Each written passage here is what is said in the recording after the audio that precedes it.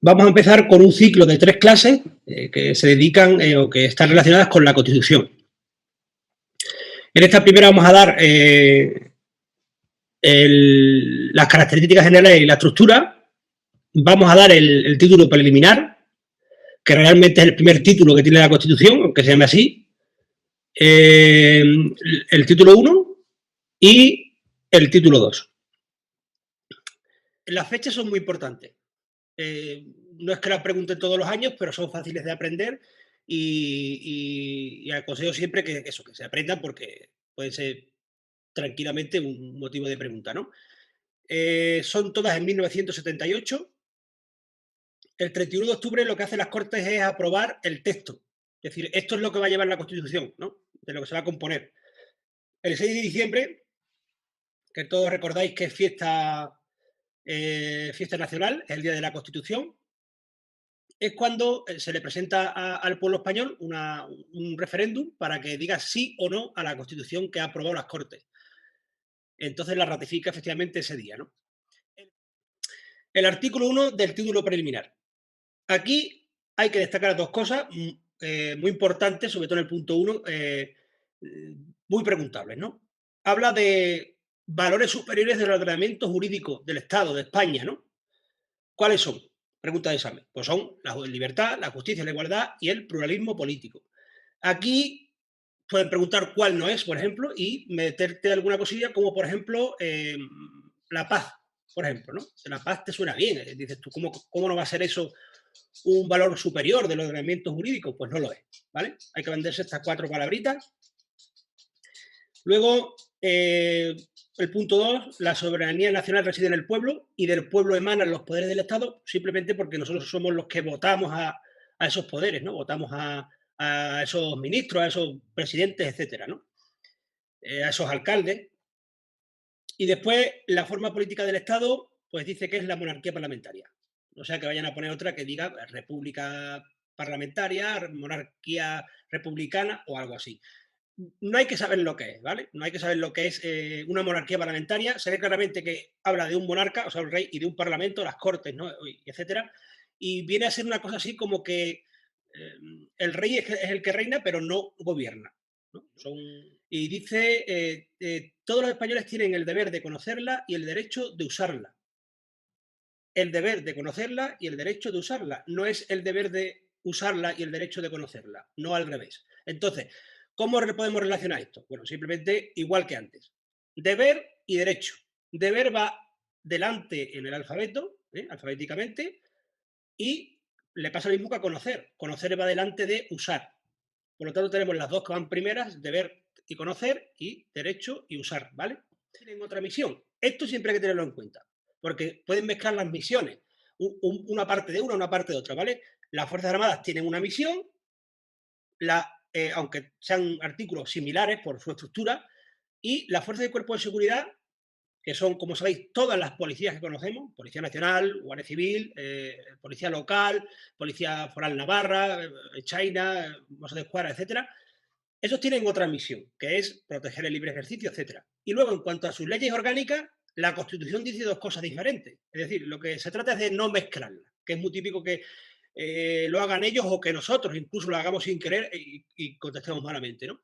Y en una lo que hace es, la ley orgánica de las Fuerzas Armadas regula la base de la organización militar y en la ley orgánica de las Fuerzas Armadas determina muchas más cosas, que son bastante preguntables también, pero ya veremos también en su momento. Y la intervención de la arbitrariedad de los poderes públicos, esto viene a decir lo siguiente. La intervención es la prohibición de que los poderes públicos actúen con arbitrariedad. O sea, que un titular de un órgano, por ejemplo, tome una decisión arbitrariamente, o sea, porque le dé la gana, sin que lo digan las leyes o sin acogerse a las leyes. Pues entonces, lo que hace la Constitución es que garantiza que se prohíba eso, que no haga cada uno lo que quiera, sobre todo hablando en este caso concretamente de los poderes públicos, ¿vale? Solamente los españoles son titulares de los derechos reconocidos en el artículo 23. Nos vamos a la página 23, al artículo 23, que se encuentra en la página 55, no hace falta que lo miréis ahora, y dice que los ciudadanos tienen el derecho de participar en los asuntos públicos directamente por medio de representantes libremente elegidos, tal. Bien, elegimos en las elecciones, votamos y tal. Eso es lo que viene a decir esto más o menos. También que podemos acceder a los cargos públicos, a las funciones públicas, ¿no? Entonces aquí dice que solamente los españoles son titulares de esos derechos, los que dice el artículo 23, pero da una salvedad. Dice los que atendiendo a criterios de reciprocidad, es decir, siempre que el otro país también haga lo mismo con nosotros, puede establecerse por tratado o ley para el derecho de sufragio activo y pasivo en las elecciones municipales. Voy a explicar esto, una pequeña nota. Lo primero, que ese y pasivo que está ahí subrayado, ese y pasivo que está subrayado, es la primera reforma de la Constitución. Por aplicar un dato que no vale de nada, estoy convencido de que eso nos van a preguntar, se hizo en agosto del 92. A esta página que pongo yo ahora, que es la página 57, y quiero resaltar esto. Se habla del derecho de asociación, se habla de que las asociaciones que persigan fines o utilicen medios tipificados como delitos son ilegales, que se deben inscribir un registro a los efectos de publicidad, que para disolverlas o suspenderlas se necesita resolución judicial motivada, en este caso, motivada, muchas veces sale resolución judicial, aquí es motivada, y que además se prohíben las asociaciones secretas y las de carácter paramilitar. Paramilitar, aunque hay que saberlo, es un grupo civil que tiene formas, estructuras, incluso, bueno, sí, formas de vestir, armas, etcétera, como los militares, ¿no? Pero realmente no son profesionales, no son militares. Y resalto este por lo que decía antes. En el artículo 34 de la página 57 viene el derecho de fundación. Y el punto 2 dice, regirá también para las fundaciones lo dispuesto en los apartados 2 y 4 del artículo 22. Es decir, yo en el punto 2 y 4 del artículo 22, que acabamos de leer, las asociaciones que persigan fines o utilicen medios tipificados como delitos son ilegales, pondría las asociaciones que persigan fines, lo pondría encima también, porque cualquiera de las dos me vale. Igual haría en el punto 4. Las fundaciones podrán ser disueltas en virtud de resolución judicial motivada, ¿vale? Que no se pase esto que es muy llamativo. Y en su caso, también podemos recurrir al recurso de amparo ante el Tribunal Constitucional, ¿vale? Antes era recurso de inconstitucionalidad del Tribunal Constitucional, y en este caso es, primero, podemos ir a los tribunales ordinarios y si en su caso no nos satisfacen, pues a el Tribunal Constitucional presentando el recurso, en este caso, de amparo, ¿vale? En el último punto habla del capítulo 3. El capítulo 3 son los artículos del 39 al 52, ¿vale? Estos derechos tú los puedes recurrirlos, que no se te han respetado, etcétera, ante la jurisdicción ordinaria. Aquí ya no cabe el Tribunal Constitucional, amparo, nada, ¿vale? Esas son las tres diferencias en este punto. Aquí,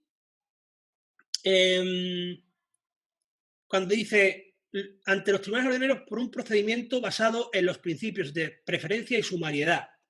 Esto no hay que saberlo, pero lo voy a explicar por dar una pincelada aquí simplemente. Si hay que tutelar estos derechos, no se han respetado estos derechos que habla el punto 2, se presenta ante los tribunales ordinarios. Si a los tribunales ordinarios le llega una demanda, por llamarlo así, sobre estos derechos concretos, preferencia. Es decir, normalmente van a tratar los casos tal como le van llegando. No es más importante una cosa que otra, ¿no? Se van tratando así, por fecha. Este punto, así, literalmente, ¿no? Sin embargo, en el caso de que sea uno de estos derechos, los tribunales ordinarios le darán preferencia. Y además, sumariedad, que viene a decir que van a eliminar los trámites, hacerlos más directos, más rápido, ¿vale? Van a eliminar todos los trámites posibles para, en fin, lo que hace la preferencia y la sumariedad es dar importancia a que alguien vaya y denuncie que no se le han respetado estos derechos que dice el punto 2, que insisto, que son del 14 al 29. ¿Vale? Otro caso en el que se pueden suspender, los derechos, que son estos derechos que vemos aquí abajo. Duración de la detención preventiva, inviolabilidad del domicilio y secreto de las comunicaciones. ¿Cuándo? Cuando se trate de investigaciones donde se relacionen personas con bandas armadas o elementos terroristas. En estos casos, estos derechos se pueden suspender. La duración de la detención preventiva, hemos visto antes que era un máximo de 72 horas. Es el tiempo estrictamente necesario, pero un máximo de 72. En el caso de los terroristas, esto se puede ampliar hasta 48 horas, ¿vale? Pero ya lo veremos en su momento. Dice, contrafirma de los actos del rey en su condición de jefe del Estado que efectúa el presidente del gobierno o los ministros, debajo explica también que el presidente del Congreso, por medio del cual le da validez y se asume la responsabilidad de los mismos. Nadie, porque ese acto, el del 2, nombrar y relevar a los miembros civiles y militares de su casa, no necesita refrendo, el único acto.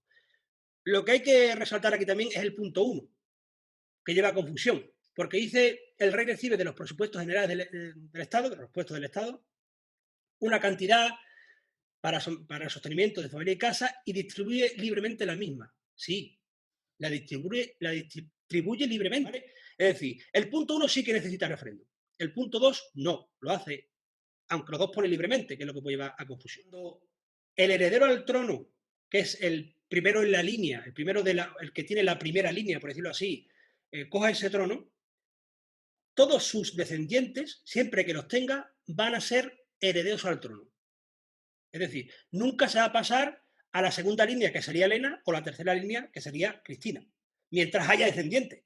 Si, por ejemplo, los descendientes, perdón, los sucesores de Felipe, que son, nunca me acuerdo de los nombres, Leonor y Sofía, si no tuvieran descendientes, se acabaría ahí su línea, ¿vale? Por lo tanto, pasaría a la siguiente. Sería Elena, la que cogería el trono, ¿vale? Abdicaciones las hacen los reyes en sí, renuncian los sucesores, los que tienen derecho a la sucesión. Fulanita tiene que ser mayor de edad y español de nacimiento. Antes decía español, en la regencia, ¿vale? Podemos tener un regente que sea español, pero nacionalizado, hispano-argentino, por ejemplo.